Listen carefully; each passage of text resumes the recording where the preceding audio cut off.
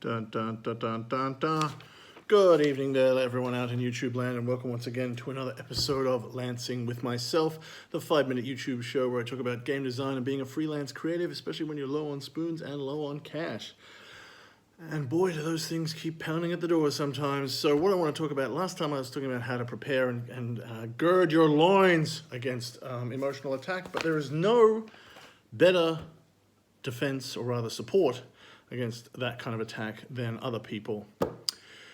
Designing on your own is really hard, and I've been asked by some people to speak about that actually. Over the next couple of weeks, I'll be talking about designing alone versus designing with others, and how to, find other people and how to deal with designing alone. But the general thrust is, artistic community is, your lifeblood. There's a reason that throughout history there have been artistic communities and artistic communes, and art schools and art groups and art scenes and salons, because art gets better and artists get better when they're with other people. Now, these days we have the internet, and it's great at reaching out and finding people who are scattered, but it doesn't actually consolidate that. It's too anonymous to be a real community. It's too distant, it's too scattered. It's a great way to reach out for support when you need it randomly. But what you really need more than that is face-to-face contact and an ongoing building relationship with other artists. Now, it's not easy.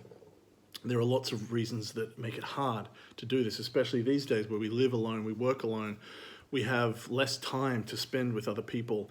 Our game design is often the last thing that we get to, because after everything else is done, and that's the time that we have just to ourselves, and we can't organize to see other people at that time.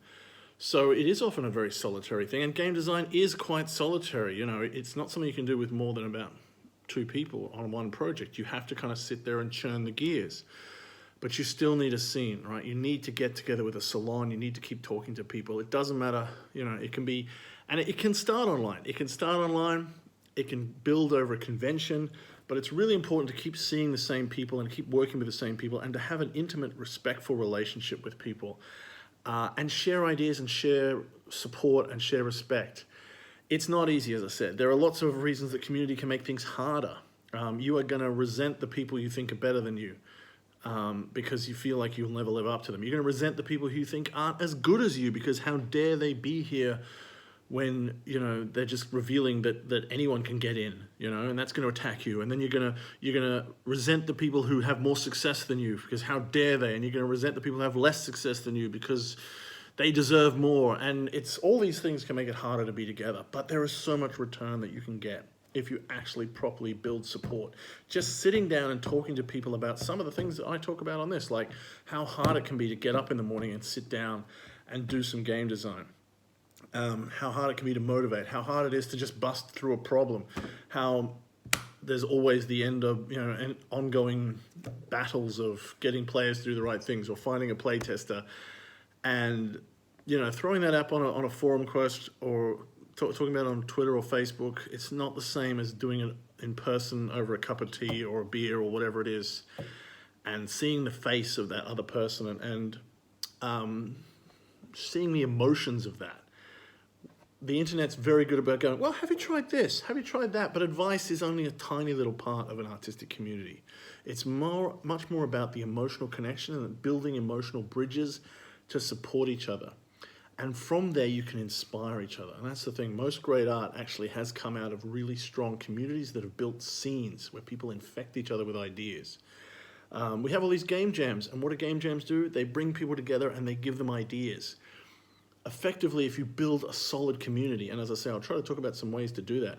If you build a regular, solid community of artistic friends around you, you don't need a game jam, because A, you've already got people, and B, you've already got ideas, because you're swapping ideas back and forth. You're reading each other's work and going, oh, that's a good idea. I should do something like that. I've actually fallen out a bit of late, but one time a friend of mine did a game that was an RPG that you could play incredibly silently, and I was like, wow, I can't believe you did that. I don't think I can do that. And then I did it, and then someone else made an 18-card game, and I was like, I don't think I can do that. And then I did it. Someone else said, hey, Steve, you've got your game company's called the Tin Star. You don't have any Western games. I was like, I don't know how we'd do that. But then I read one of their games and went, oh, can I borrow that idea? And they were like, yeah, sure. And then my game ended up being quite different. All of these things have led to great games from me and improved me as an artist. And I wouldn't have been able to do them if I hadn't been working with other people and looking at the ideas and sharing in their triumphs and being part of that community. And it's not easy, as I said. The internet makes it harder in many ways. Our lives make it harder.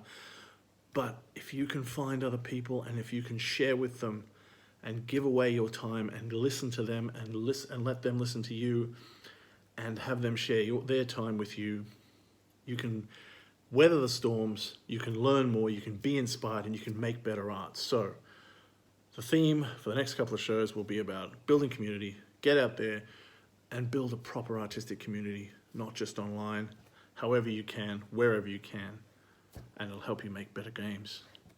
That's all for this week. Till next time, be good, pat dogs, play games, have fun.